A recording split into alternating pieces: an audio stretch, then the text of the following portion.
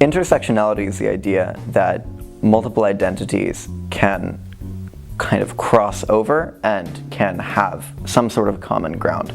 When I think of intersectionality, I think of the idea that oppression looks different when you have systems that overlap. I feel like intersectionality is like the acknowledgement that often forms of oppression are interlinked. It's about how when these identities come together in certain contexts, I might be discriminated against or overlooked or made vulnerable because of them. Sort of different groups of identifiers or things about people that when they sort of interlap or overlap, not interlap, when they sort of overlap or can relate to each other, that would be intersectionality. We are all made up of different categories of identity, but that all of these categories are intersected, right? That we all reside at the intersections of all these categories. Intersectionality really being clear that it's the overlap of those identities that are also marginalized. So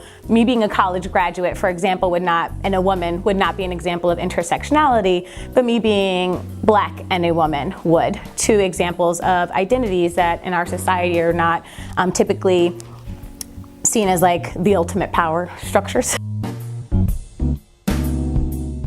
Me being white and gay is not intersectional, but it has a unique identity in that it leads to a lack of knowledge about like what the gay experience is like for other disadvantaged communities, and it leads to a sort of like white-focused narrative that is often more simplistic than the reality of being gay.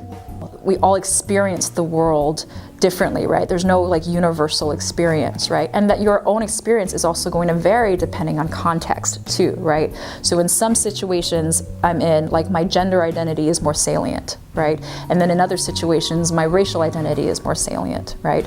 And also that we can't kind of excise one thing from another, you know? And so my experience as a woman has everything to do with my experience as an Asian person, right? I can't sort of separate these things out. I identify as gender fluid. Both of my parents identify as cis, male and female. There have been a lot of discussions of gender within our household because I present as pretty male, and a lot of people just presume that I am male.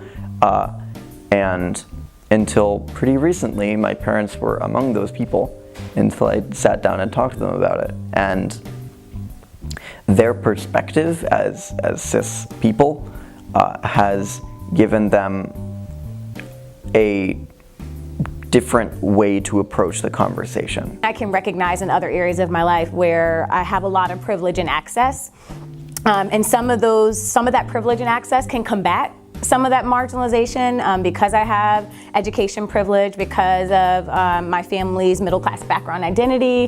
When I was younger, those pieces have allowed me to have some access to be able to combat some of the discrimination that I might have experienced in life. One of my grandmothers is from Colombia, and like both of her parents were Colombian, she grew up there. And then my grandfather is German, and so they were from very different parts of the world, and they met and moved to America. So that was a sort of merging of race. I think probably the most common areas where I feel like, oh, this is oppression, are around womanhood and my status as being trans.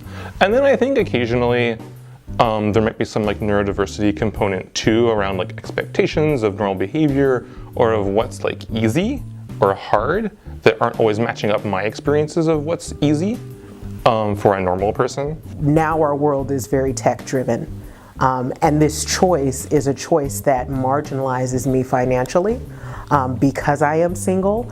And in this instance, I would say that living in California, in the San Francisco Bay Area, as a single Black woman is where intersectionality comes into play with me.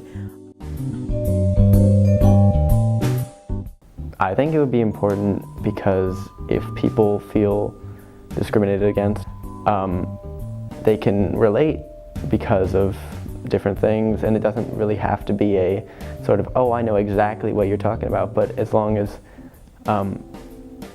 people are there to sort of share a certain amount of similar experiences, that can make people feel better about themselves, I think. Intersectionality helps you to really center the most vulnerable, and that's a framework that I come to social justice from, which is if I center the most vulnerable, which are individuals who have multiple overlapping identities in so many ways, if I know that they're set, I'm going to be set.